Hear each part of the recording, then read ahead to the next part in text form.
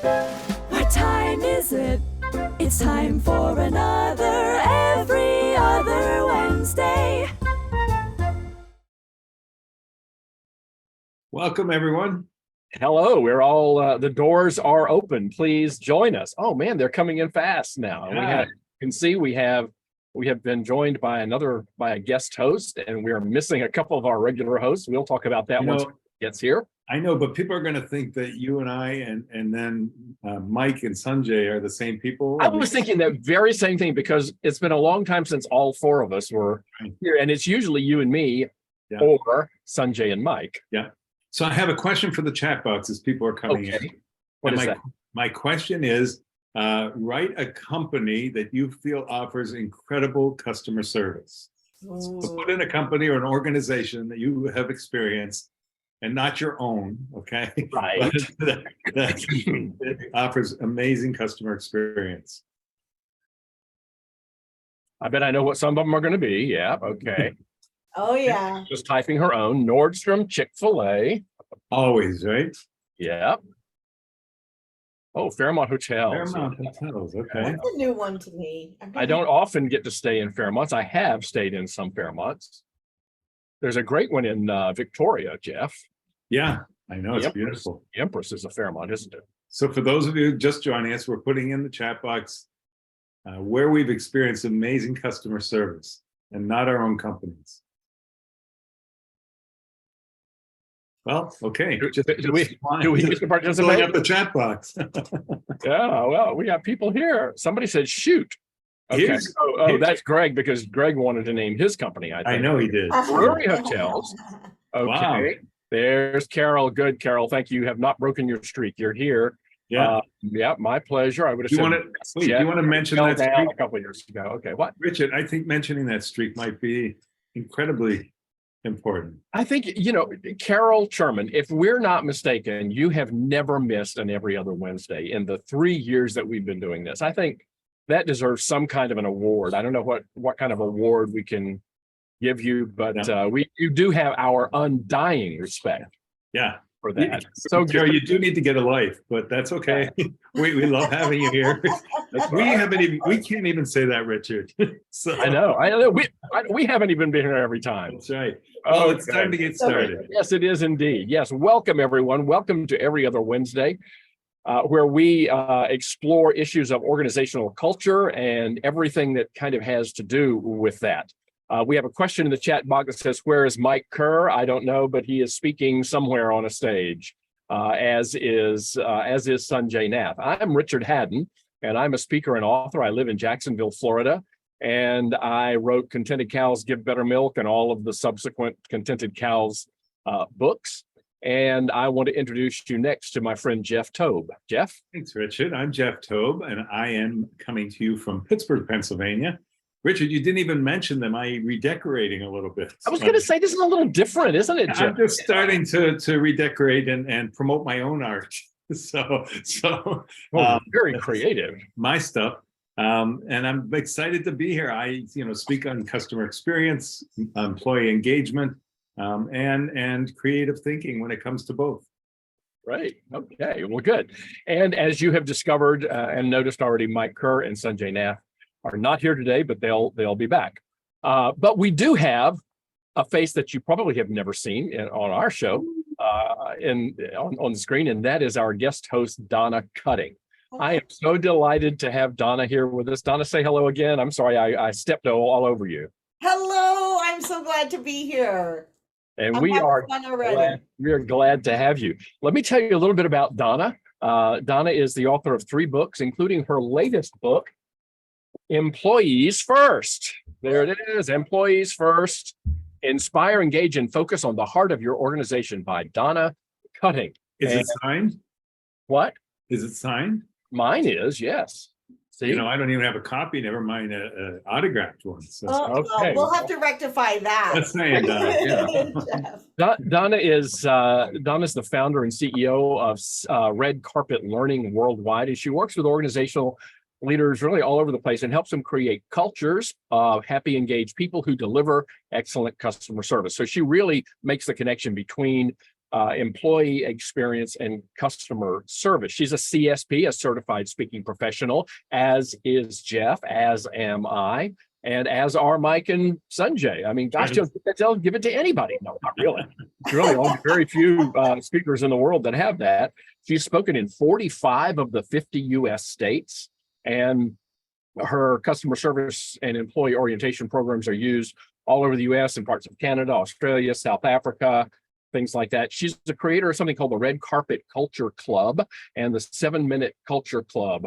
And she has been named this is the thing I think is really cool. She's been named one of the top 30 global gurus in customer service and organizational culture several years in a row. Donna and her husband, Jim, like to go road tripping a lot with their 2 rescue dogs. And so you never know where you're going to find them, except when they are at home, and that is in Asheville, North Carolina. I have known Donna for 16 years. Wow. It has been 16 years, Donna, if you do the math. 2007, Donna and I met in Anchorage, Alaska. And Donna and I both, we didn't know each other. We had both been hired to speak for the Alaska Society for Human Resource Management. And I happen to know that we have another someone who is in our audience today, Rob Morris, who was there as well at the same time as a member of the Alaska SHRM. So anyway, then I think Donna, just a couple months later, there's Rob. Just a couple months later, you and I ran into each other in the Atlanta airport, and that's happened only about 24 times since then. And we've just been good friends ever since. So that's why I'm so delighted to welcome to Every Other Wednesday, Donna Cutting. Richard, you are the glue.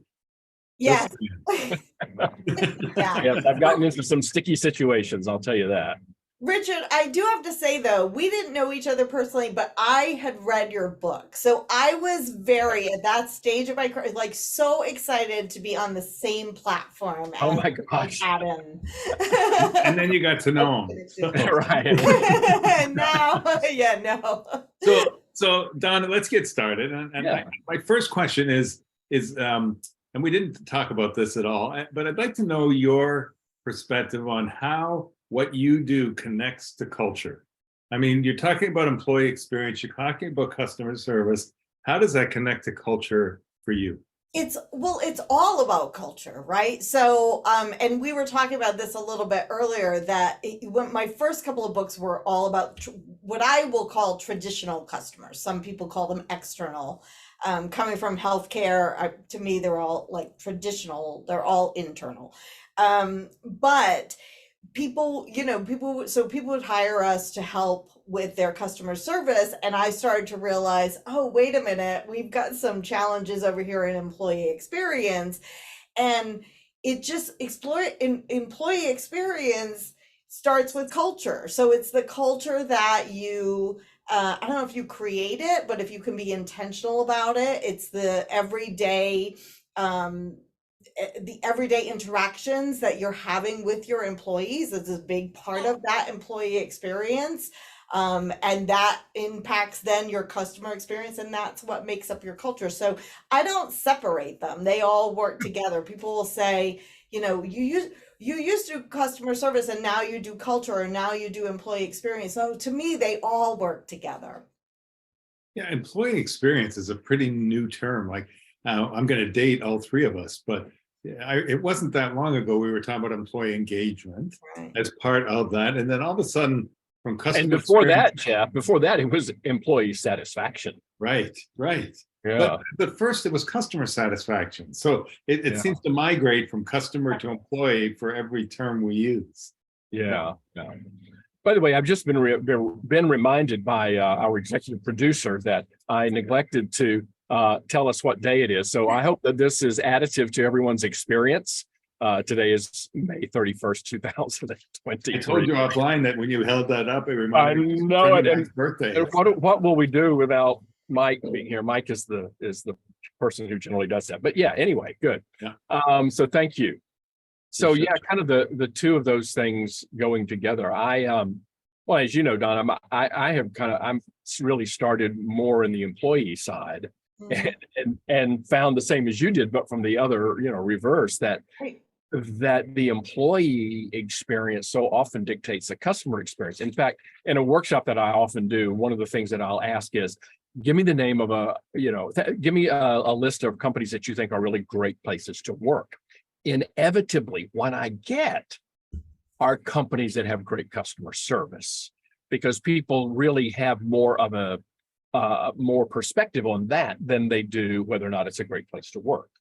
Yeah, bingo. I mean, that's exactly, and it is because a lot of times because of what they have, the experience or the customer experience service that they provide is directly related to the culture that has been created through the employee experience. They've got a passionate leader, whether it's the CEO, the founder, or someone else in the organization, and they're creating that sort of passion for what they do, what the mission is of the organization, and then that translates into customer service. So no surprise there, Richard. Yeah, You know, big connection. We have a mutual, we have a fellow speaker that I think all three of us will know, but I won't mention a name, who cringes at the idea of internal customer. And Donna, I know that you really stress the idea that even to keep good talent today, that we have to treat the employees like customers. What's your thinking on that? Yeah, well, think about if you, and these are some of the conversations I'm having with my customers now. If you had 30%, 50%, in some cases 200% of your customers that just were jumping ship, right? Leaving within the first 90 days or a week or whatever of being your customer, you would immediately, first of all, go, whoa, what's going on? Start listening to them, start paying attention to what they're saying, start being really intentional about asking them. You would create, when it comes to recruiting customers or attracting, you're creating messaging that actually works to do that. And then when you have a customer, you're being very intentional about how you, to use my terms, roll out the red carpet for them. And I find that in many organizations today, we're having to look at, but we haven't been doing this for our employees. So I know I see a lot of my customers who, they've been using the same strategies. They haven't really been listening to what their employees have been saying, whether it's been about a more flexible workplace or, just the resources that they need or whatever it is. And then when they try to attract them, they're using basically the same messaging, the same methods, all of these things that aren't necessarily working today. And then when they bring them on board, particularly again with a lot of my customers that I'm seeing, they're so short staffed that they're just throwing them in there, right, to just jump in without taking the time to really prepare them, give them the resources, give them the introduction. But you would never do that to a customer, right? And so I think we have to start thinking of our employees as another customer, if not internal customers, then another customer. And what would we do if these were our customers? Yeah. That if you start asking that question, you're going to come up with different answers than the ones that you've been, the answers you've been using all this time. I totally agree. And as Richard knows and our audience knows, I've been working very closely with an 8,000 person organization and revamping their onboarding, which is a new experience for me. But it's not like, it's such a huff for them that how are we going to treat these people from the minute they accept the offer? There's a lag between that and when they're day one. And they'd always focus just on day one. And I'm going, no, when they accept the offer, it could be up to a year before they start. And they have to get security clearance. And so I'm saying, why not start the minute they accept the offer and start thinking about an employee experience? So Thank you for that.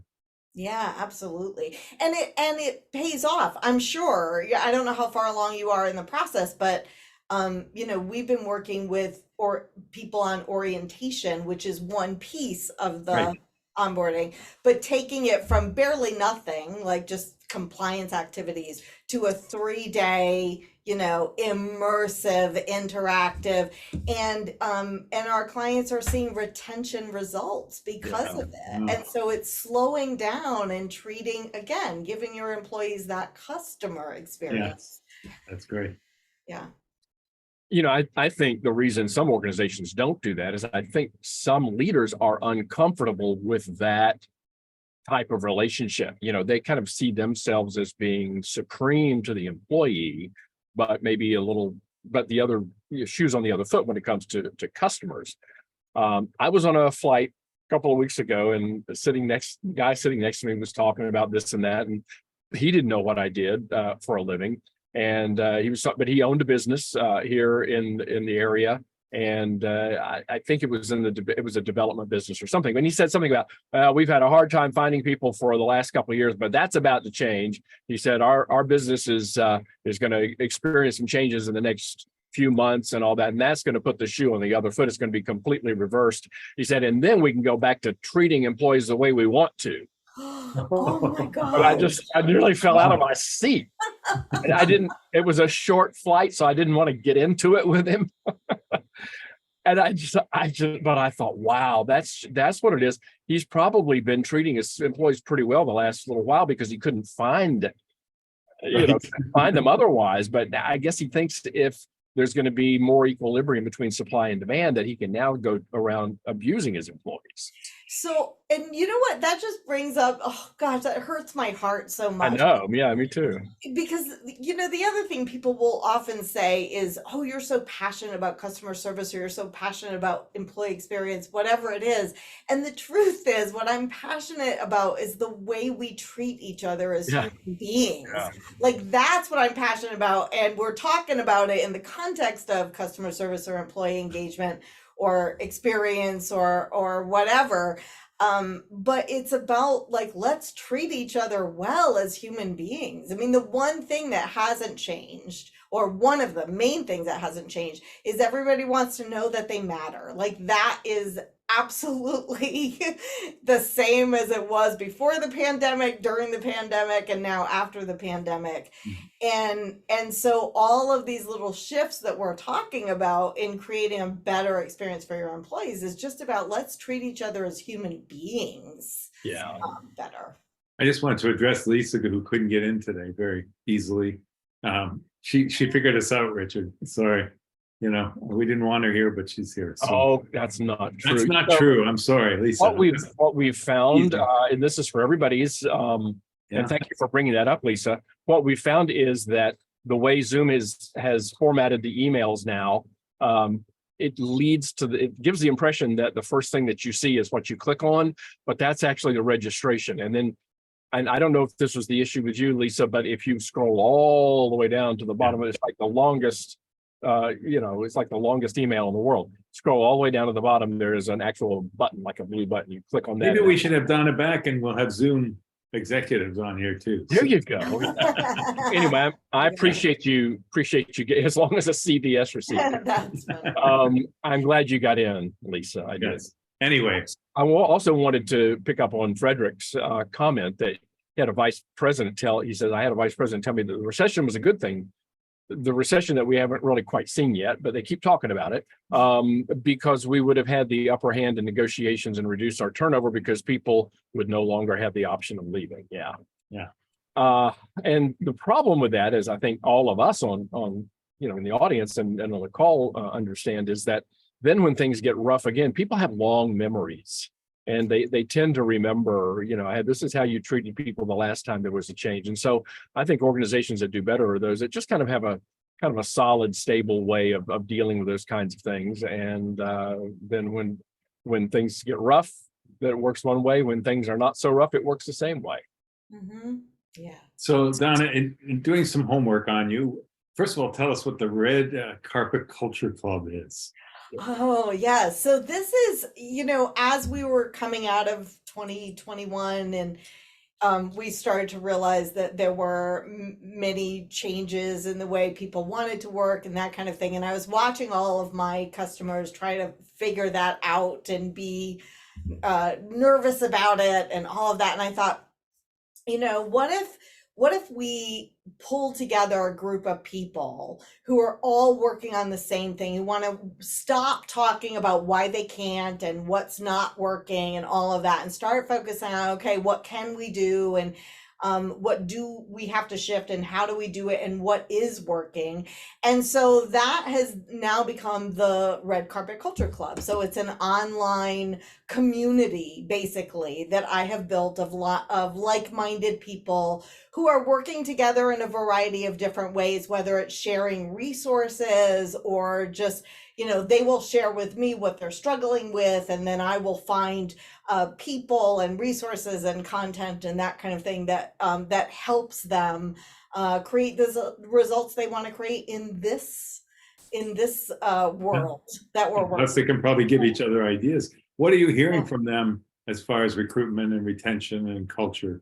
Yeah, so so people are still, for many people, it is still a really hot topic, particularly for some more recruitment, for some more retention. But people are finding things that are working, and it is a little bit going beyond what they normally would do. So looking in places that they normally wouldn't look for employees. Keep building relationships. What are some examples of that, Donna? Can you give us some examples of that? Yeah, so one of our members is actually looking outside of the United States. So looking in particularly in healthcare, looking in the Philippines, that kind of thing.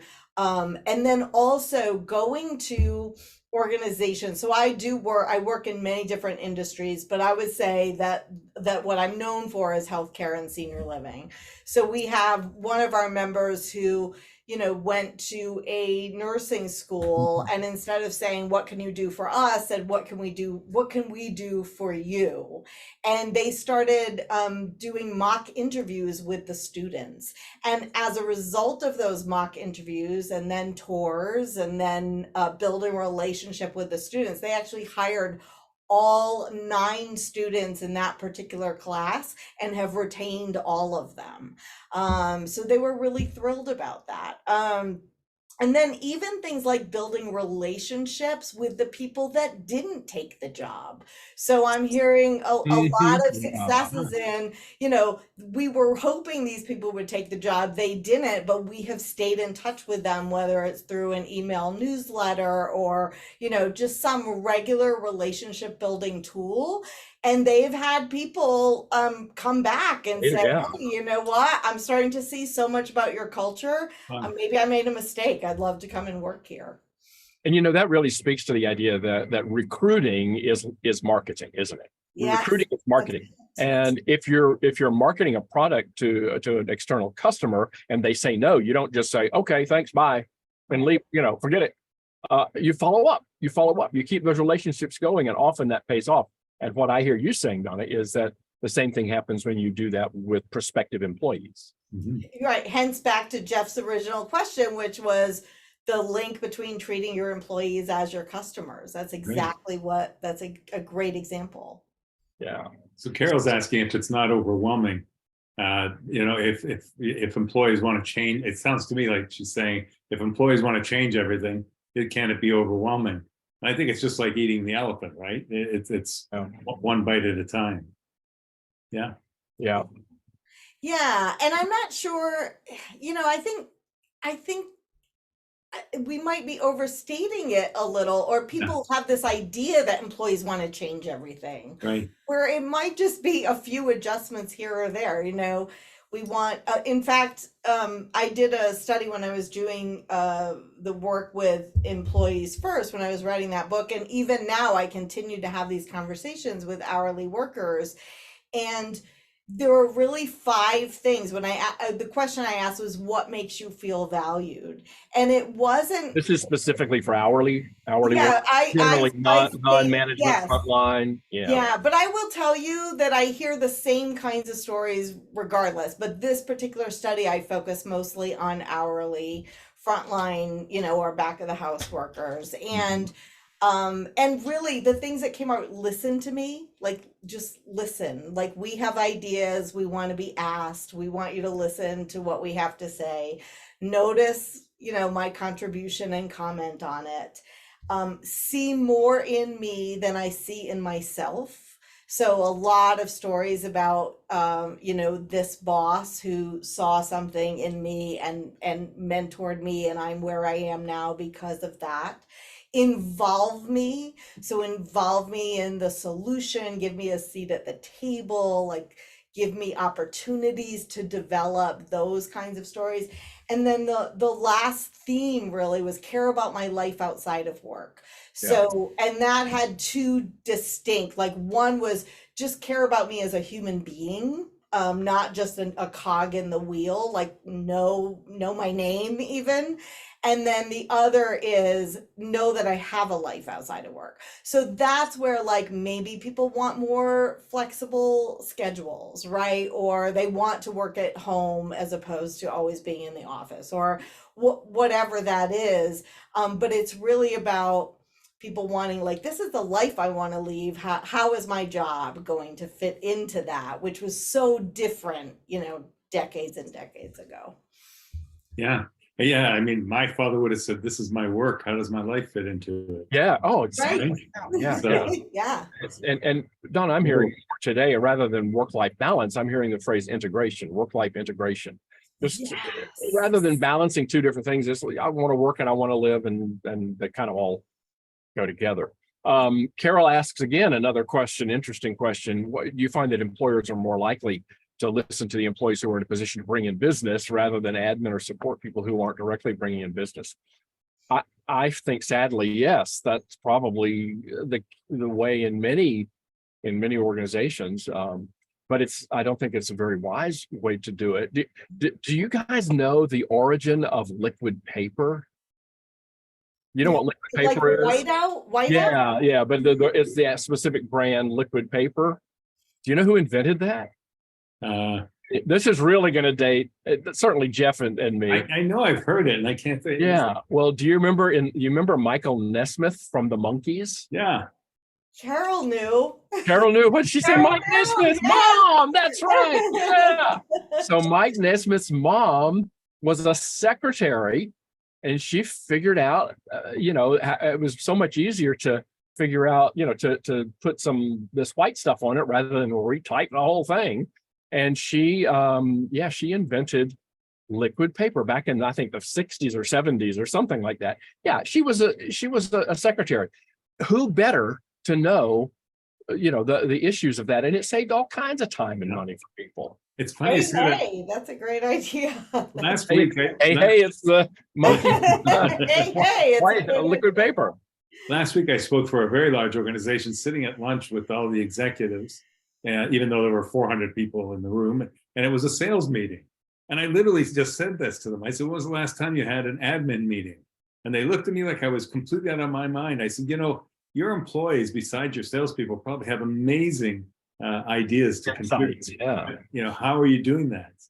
And you're not necessarily, I'm a big proponent of, and before I say this, I just want, Linda, I love life-work balance. I love that. Mhm. That's great. I might start using that. But I'm a big proponent of listening, like listening tours and listening conversations, because a lot of times the listening is, basically we do an annual survey, or maybe you have an online thing that is ongoing. But you can't feel emotion necessarily. You don't see body language. You don't see facial expressions. And I think when you actually sit and talk with people, whether it's on one-on-ones or listening tours or, focus groups of employees or whatever it is, you get a different level of information and energy from that. That makes a lot of difference. So that's, that's what I really think that is taking that listening to a whole other level. Yeah.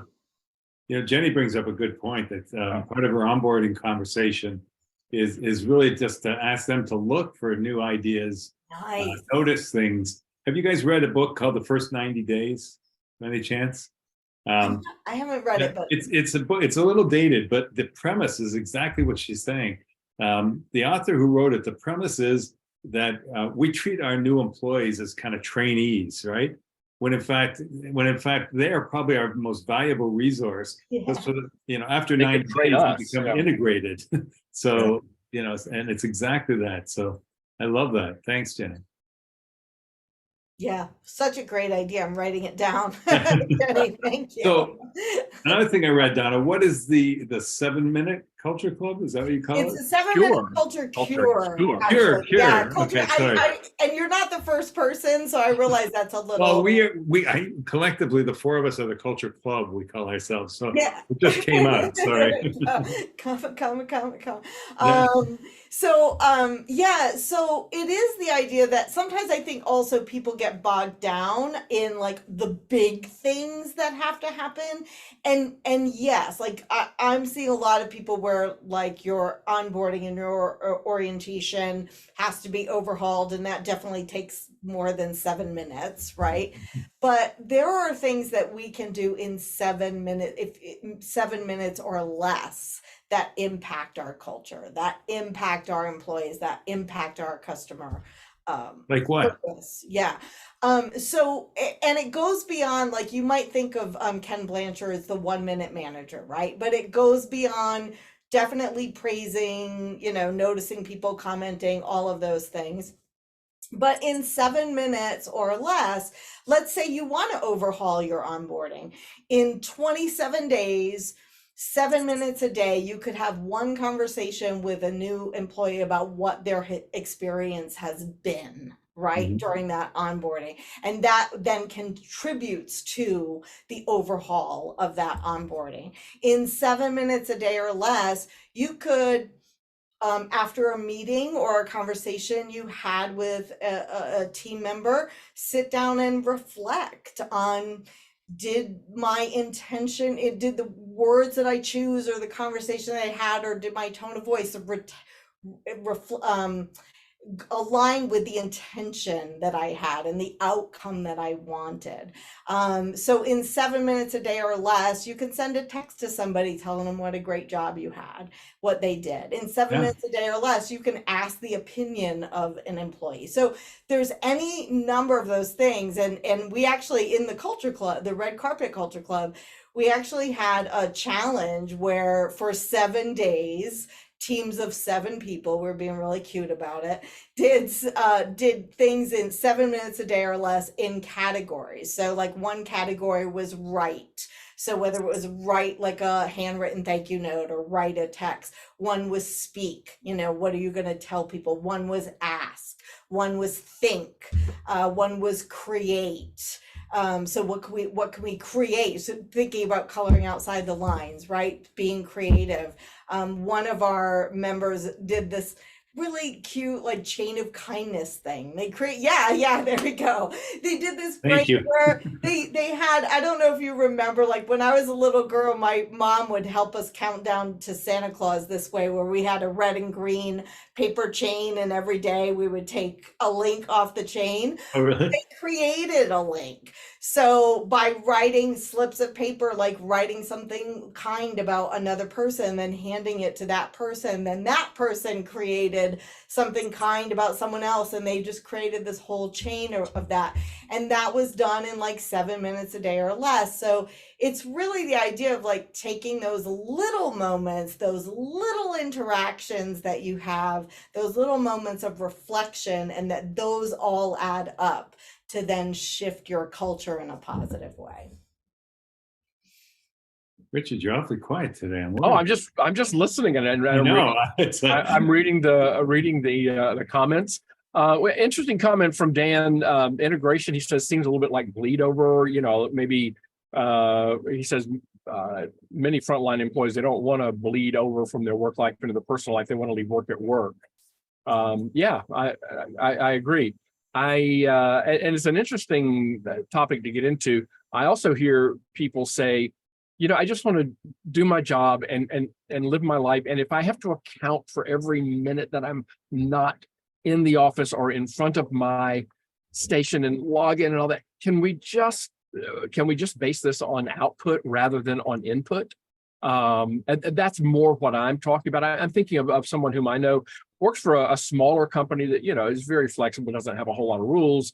and she's not a single mom, but she in effect is, because her husband is deployed and she has one child at home, and it's just a matter of her getting her job done. And it doesn't, if she needs to go pick him up for this and do that, or take him big, whatever. It's just, let's not worry so much about accounting for every minute. And that's what I'm referring to there. And I think there are some employees who just kind of see a little bit more bleed over between all of that. I also see Linda's question or request new hires to ask lots of questions and not just accept, well, that's the way we've always done it before. That's great to really kind of stir things up and to challenge the status quo, because we can always learn something from that. WTTWADI. Well, that's the way we've always done it. Yeah.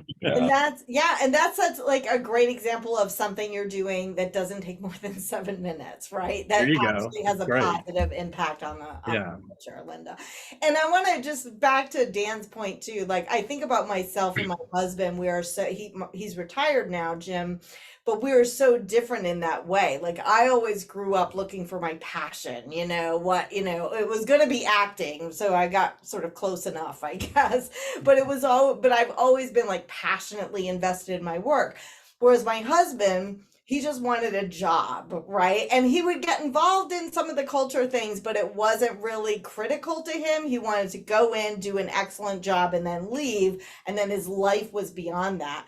So I do think there are both kinds of people. Yeah, exactly. And that's where, like, going back to what makes me feel valued, one of those things is care about my life outside of work, understanding this is not my entire life, right? It's a part of that, which is where integration, I think, works. Like, this is one part of my life. It's not my whole life. Yeah.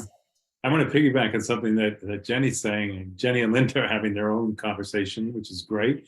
But Jenny, you said something about that, you, after 60 days or so, you asked them how the was it what you expected that we described during our interview process. And one of the things that I have found with some of my clients is they actually take it a step further, and they ask how the interview process was, so that they're getting an idea of how are their questions, are they interviewing properly, what was it during the interview that enticed you to take the job, so that they're really narrowing it down to what works and what doesn't work. So the next interview gets better and the next one just gets better. So, and that to me is also part of the employee experience. It's not just the day where they start, right? It's from the minute we start interviewing. Yeah. And really, even to that point, I had an interview recently that I did with Sydney Kokol, who works with Talent Plus in Lincoln, Nebraska, and they help people find great talent. And she was talking about her husband went to an interview, and one of the questions was, if you were an animal, like, what animal would you be? And I think sometimes we just latch on to these, oh, well, here's a cool question to ask that has absolutely no intention, what was the point of that actual question?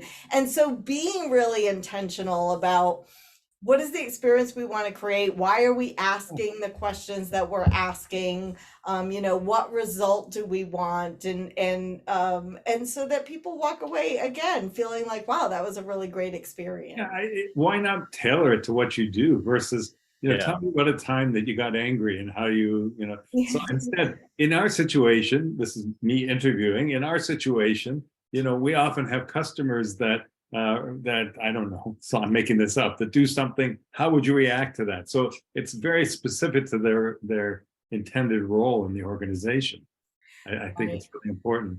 Right. I love Linda saying the interview is actually the unofficial onboarding. It's certainly the unofficial beginning of the onboarding process, for sure. I've always said that any, when you apply, when you go for an interview, whether it's online or in person, that is your first window into that organization. And if what you see is, you're not happy with it, then that can affect you. And it could be inaccurate. So sometimes it can create an inaccurate impression of what it's actually like to work there. But if that's your impression, And I just think that sometimes filters some people out that people would love to have working for them, but maybe we made a bad impression. And it works the other way around, just like when you're being interviewed. Maybe you're really the great person for the job, but you said something stupid, or you just were having a bad day and something struck them wrong, and if we make those decisions just based on that, what we do.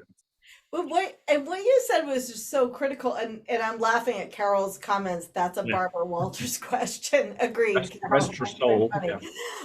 But what you just said was like going back to employees, the link between employee experience and customer service, because when I'm talking about customer service, I'll often say, my interaction with you may be positive, but if my interaction with 2 other people in your organization is negative, then I walk away with an overall picture that is, if not negative, it's certainly not outstanding. What you would want, right? Yeah. And so the same thing goes. And so one of the things that I think leaders can do, or senior leaders can do, is make sure that everyone who's a hiring manager, is developed on how to interview, how to make that great first impression. And that's where we skimp sometimes, Yeah.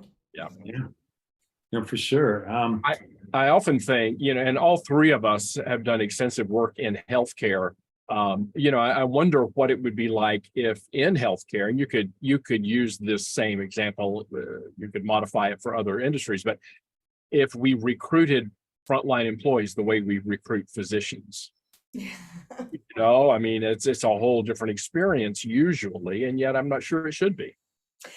No, having, my husband was in the hospital a couple of times last year, and I can tell you, we saw, compared to the times we saw physicians compared to nursing assistants and and the other people, even the housekeeper, it was so different. You really think, okay, what's the most important role here? Maybe in terms of keeping somebody alive in that critical moment, but yeah, I think we should be looking at the entire body of team members and what their experience is. Yeah. Yeah. Jenny's asking if anyone's asking DEI type questions in interviews. I got to tell you, Jenny, I'm going to guess, and I don't know this for sure, and please let us know, that you're in Canada. And the only reason I say that is because I know in the States, this is a very touchy area. And Canada is much more open to asking those kinds of questions. But I think in the States, people are shying away from it because they're worried about lawsuits. I don't think that question would be asked in an interview in America. Right, exactly. Yeah. I am certainly DEI and belonging is a real hot topic, but it's a hot topic in 2 different ways, right? Yeah. I'm definitely hearing a lot more conversation around that, and how do we make sure that everyone belongs and have diverse workplaces, but it's also a hot topic in other ways as well. Yeah. So Donna, we're running out of time, but I want to ask you an odd question. That is, what question haven't we asked you that we need to ask about customer experience, customer service, employee experience, and culture? Oh gosh. Or about employees first. Employees first. Awesome. You know what? I'm just going to go back to, it's so funny. I ask people that question all the time, and now I'm like, what question did you I'm just going to go back to what my passion is, which is, in essence, this is about every interaction we have. That, I think if we just boil this down to being very intentional, caring, empathetic, reflecting on the interactions that we have, and striving to add a positive in every interaction that we have, that alone is maybe the surprising path to employee retention, better customer experience, and even a better world. So that's, ultimately that's what I'm. And you kind of brushed over it, but it's about treating people as human beings, as you said. All right. Yeah. Donna, how do people get your book? Well, it's available anywhere books are sold. Amazon is probably the quickest and fastest way, and then Porch Light Books if you are looking for bulk copies. And that's what Excellent. all my books. Excellent. Yeah. Excellent. Thank you. Well, as we wrap up, Richard, I'll let you wrap up. I just want a couple of things I wanted to say. First of all, Donna, thank you. This is it's always a by. pleasure. It's It's always amazing to me when you look at the time and you go, oh my God, we're out of time, because that means it went quickly and it was interesting. And thank you so much for being here. I did want to mention to everybody that we don't have a guest host now for the next few weeks. So we have often said that, sometimes our audiences are the best guest hosts. So even if you have been a guest host, please reach out to me. It's just jeff@jefftobe.com. Let me know that you're interested in being a guest host, and we would love to have your insight and your input. You have such a great audience. I just want to say thanks We to really both of do. you, but also what a great audience. This chat has been phenomenal. Thank you. We really do. Yeah, it's great. Absolutely. So Donna, again, thank you very much. And it's Donna, and your website is redcarpetlearning.com. Redcarpetlearning.com. Yeah. So you can find out a little bit more there. But Donna, thank you so much, my good friend. It's always good to chat with you. And it's especially interesting to be able to chat with you in this format. So we will be back on. We had an argument about this. We had some heated discussion, but we settled on on June the 14th. We'll be back on June the 14th. And we don't have a guest host unless somebody out there volunteers between now and then. And who knows who will be on our panel on that day, but it'll be at least 2, 3, or 4 of us. So can I also redeem myself and say, Lisa, I am so happy you got back in. So yes. Thank you. All right, guys. Goodbye. All right. So good to see everybody. Thank you for being here. And we'll see you every other Wednesday. Bye. Bye. Bye.